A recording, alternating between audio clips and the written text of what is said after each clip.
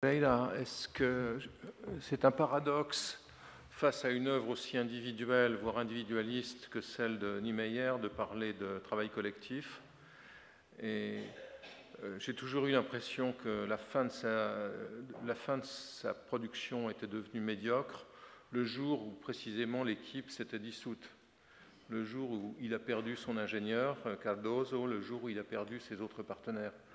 Donc, ça me semble être important. Alors, je voudrais, puisque tu n'as pas vraiment eu le temps de parler de son projet de Paris pour le Parti communiste, je voudrais peut-être que tu dises en deux mots, que tu reviennes sur les clients de Niemeyer au Brésil. Tu as parlé de Kubitschek.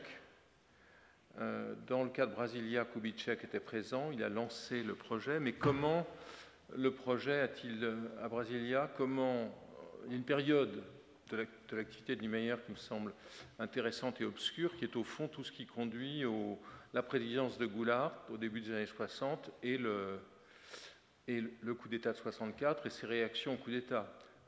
Que s'est-il passé à ce moment-là? Direct.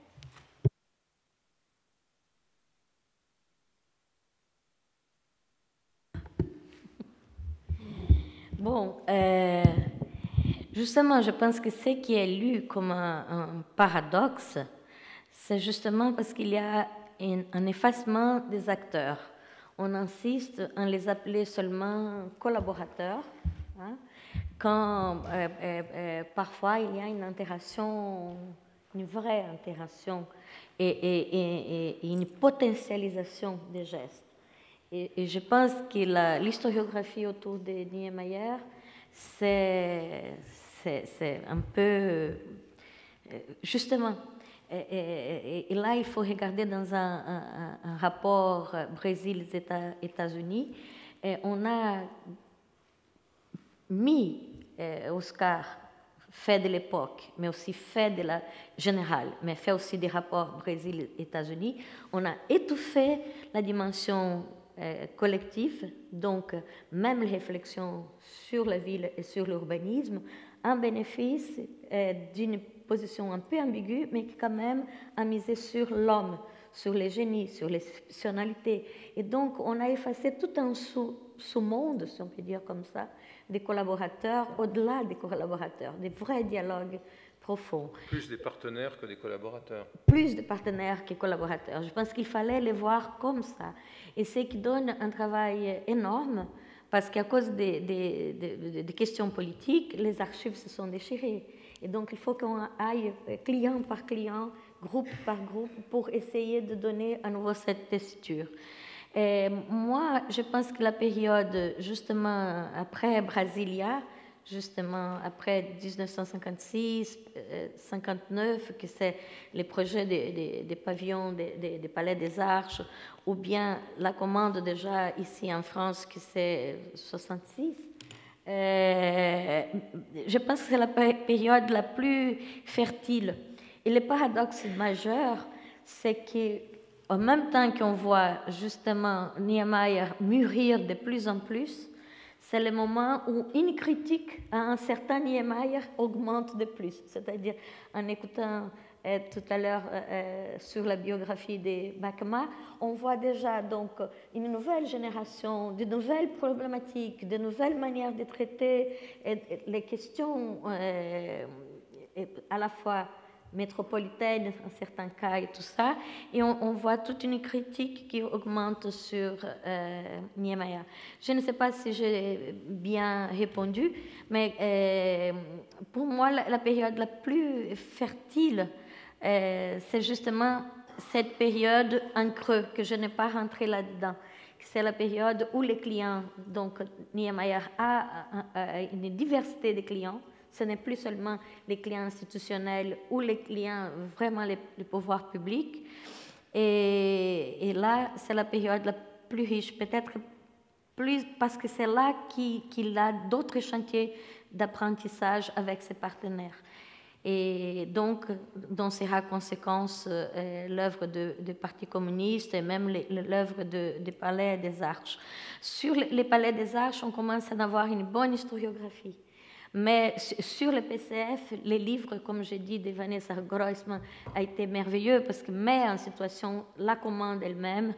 Mais je pense qu'il fallait rentrer dans les collaborations de Prouvé, de Desroches, des Tricots. Bon, ce sont des personnages que peut-être que vous, ici en France, vous maîtrisez bien les biographies, mais qui, bon, pour moi, je sens le besoin de connaître davantage leur mode de fonctionnement pour comprendre ces chantiers quand même où Niemeyer développe toute une série à la fois de contrôle et de fluctuation de l'immeuble lui-même. C'est très subtil et complexe, les sièges du PCF.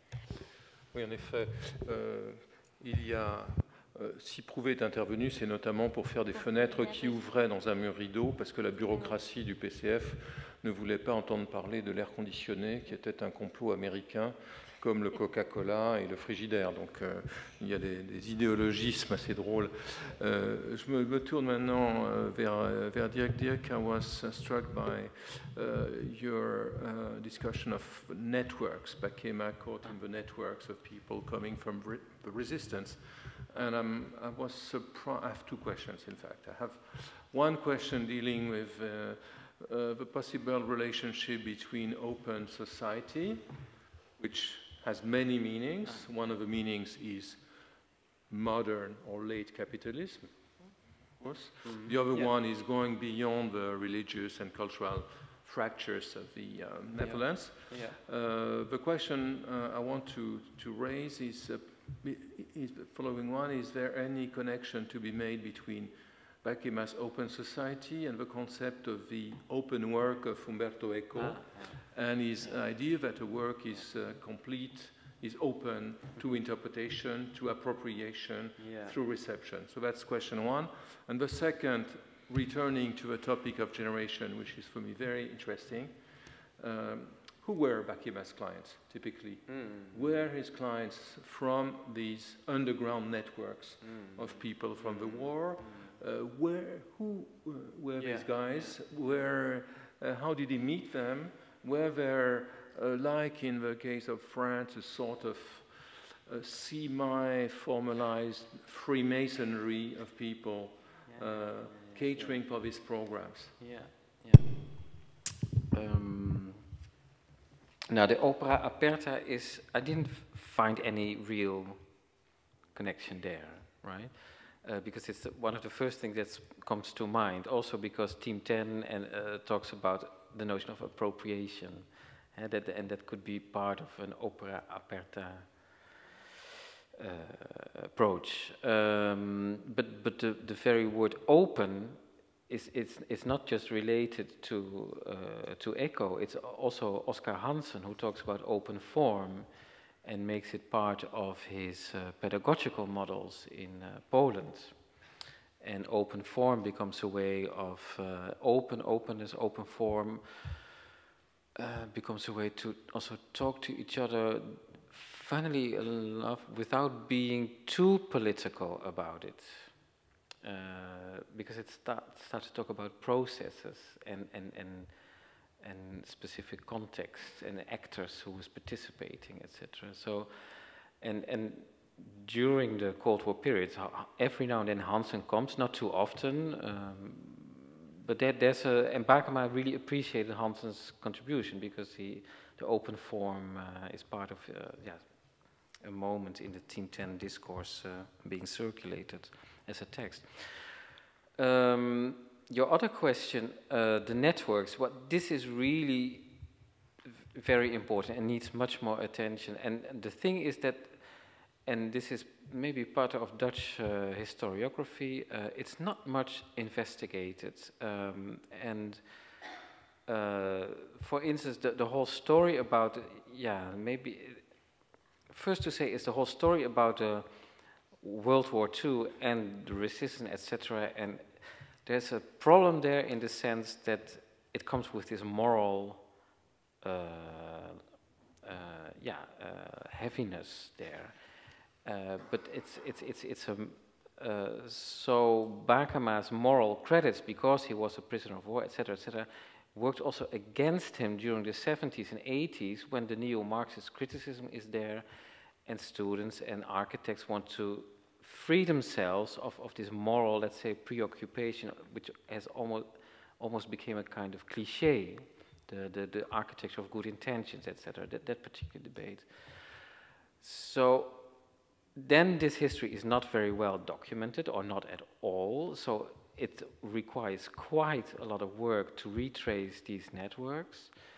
And what you find, or what I found until today, it's you find go-betweens. It's not that the clients themselves are part of the resistance or etc. No, there is someone who became a lawyer later and had connections. So there's interconnectedness. So someone like Piet Sanders, who was an important person in the cultural circus in the Netherlands, and was also at the basis actually of the foundation of the Netherlands Architecture Institute, one of the drivers, and he had his own model collection, and he donated that to us. He was a close friend of Bakema. He was also, and he's one of those go-betweens. And there's so much of this history that people also don't want to engage in. That's the other thing. So if you ask people about a war, they don't want to talk about the war. They want to talk about today or the future. I don't know if that's a typical response to such experience, but in Holland it is. So the whole idea of the Rotterdam elite clearing out the debris, it was really what the Rotterdammers did themselves. And to not look back, but to look forward, is also part of the problem of historical research here. So, yeah, it doesn't really answer your question, but there's much more to do. Yeah. Understand. We know that the pulsion of oblivion is sometimes stronger than the pulsion of memory. Yeah. And in this particular case, it seems to be very well there. But you should also understand that in the resistance, well, you know this, of course, criminal activities were being done. So Herman Haan, we know that Herman Haan was part of a resistance group that executed Germans. So, yeah, and this was not just as an execution a problem, it was also a problem because then other Dutch citizens would be killed as punishment, etc. So there's a whole other reasons why people don't want to talk about this, right? Or, Yes, we have the same story in France. Yeah. But the resistance people were called terrorists by the Germans. Yeah. That's not a reason to consider them as terrorists. Yeah.